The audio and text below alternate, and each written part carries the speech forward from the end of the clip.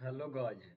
आज की इस समान ज्ञान वीडियो में आपके लिए टॉप 26 क्वेश्चन लाया हूं, जो कि हाल फिलहाल के परीक्षा के लिए मोस्ट इम्पोर्टेंट होगा। आज की इस वीडियो में आपका पहला प्रश्न है, कौन सी नदी पश्चिम की ओर बहते हुए अरब सागर में प्रवेश करती है? कौन सी नदी पश्चिम की ओर बहते हुए अरब सागर में प्रवेश करती है? तो इसका सही उत्तर होगा ऑप्शन नंबर डी, नर्मदा नदी। आपका अगला प्रश्न है, राजस्थान नहर पानी प्राप्त करता है। राजस्थान नहर पानी प्राप्त करता है।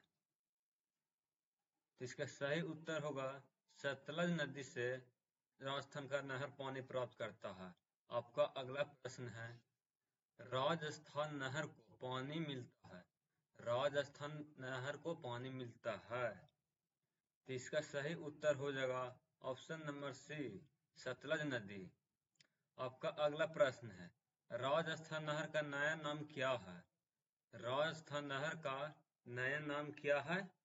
तो इसका सही उत्तर होगा ऑप्शन डी, नहीं सॉरी, इसका सही उत्तर होगा ऑप्शन बी, इंदिरा गांधी नहर। आपका अगला प्रश्न है, किस नदी से राजस्थान नहर इंदिरा गांधी नहर को निकाला गया है? तो इसका सही उत्तर होगा सतलज नदी से।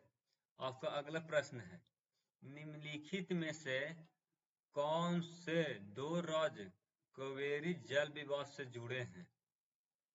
तो इसका सही उत्तर होगा ऑप्शन नंबर ए, कर्नाटक और तमिलनाडु। आपका अगला प्रश्न है, कावेरी जल विवाद में तमिलनाडु का किससे विवाद है? इसका सही उत्तर होगा ऑप्शन नंबर बी, कर्नाटक। आपका अगला प्रश्न है, सरदार सरोवर परियोजना किस राज्य में निर्माणाधीन है? तो इसका सही उत्तर होगा ऑप्शन नंबर डी, गुजरात। आपका अगला प्रश्न है, सरदार सरोवर बांध किस नदी पर है? सरदार सरोवर बांध किस नदी पर है? तो इसका सही उत्तर होगा ऑप्शन नंबर ए, नर्मदा नदी। आपका अगला प्रश्न है, नर्मदा नदी पर कौन सा बांध नहीं है? तो इसका सही उत्तर होगा ऑप्शन नंबर डी, गांधीनगर। आपका अगला प्रश्न है, निम्नलिखित में से कौन से भारतीय नदी पूर्व से पश्चिम की ओर नहीं बहती है? तो इसका सही उत्तर होगा ऑप्शन नंबर डी, कावेरी नदी। आपका अगला प्रश्न है, भाखड़ा नागल बहुउद्देशीय परियोजना किस नदी पर बनी है? तो इसका सही उत्तर होगा ऑप्शन नंबर सी, सतलज नदी पर। आपका अगला प्रश्न है, भाखड़ा नांगल बांध निर्मित है निम्न नदी पर। तो इसका सही उत्तर होगा ऑप्शन नंबर ए, सतलज नदी पर। भारत का सबसे ऊंचा जलप्रपात जोग किस राज्य में अवस्थित है? तो इसका सही उत्तर होगा ऑप्शन नंबर सी, कर्नाटक। आपका अगला प्रश्न है, निम्नलिखित में कौन सी नदी इस नदी की सहायक नदी नहीं है? तो इसका सही उत्तर होगा ऑप्शन नंबर डी, अमरावती। निम्नलिखित में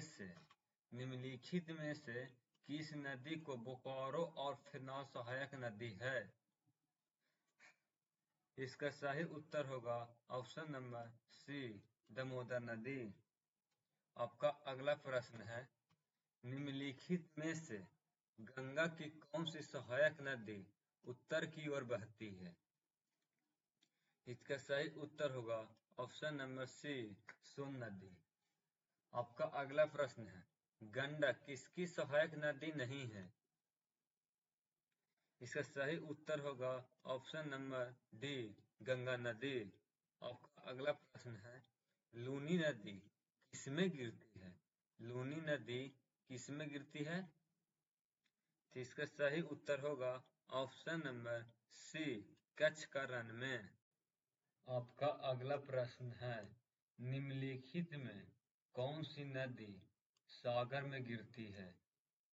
निम्नलिखित में कौन सी नदी सागर में गिरती है?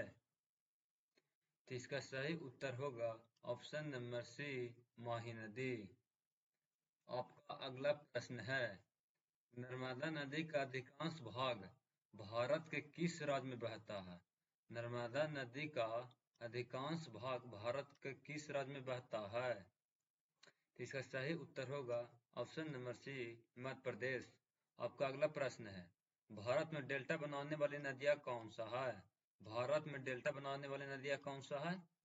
तो इसका सही उत्तर होगा option number C, Kaveri, Ganga, Mahanadi.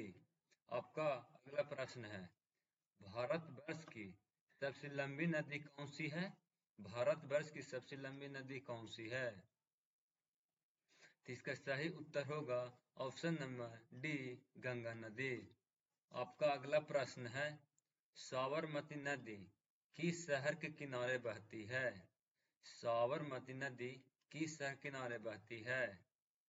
तो इसका सही उत्तर होगा ऑप्शन नंबर बी, अहमदाबाद। आपका अगला प्रश्न है, दमन गंगा किस नदी का प्राचीन नाम है? तो इसका सही उत्तर होगा गोदावरी नदी। दमन गंगा किस नदी का प्राचीन नाम है? गोदावरी नदी। आपका अगला प्रश्न है, निम्नलिखित में से कौन सा नदी हिमाचल प्रदेश से होकर प्रभावित नहीं होती है? निम्नलिखित में से कौन सी नदी हिमाचल प्रदेश से होकर प्रभावित नहीं होती है? तो इसका सही उत्तर होगा झेलम नदी।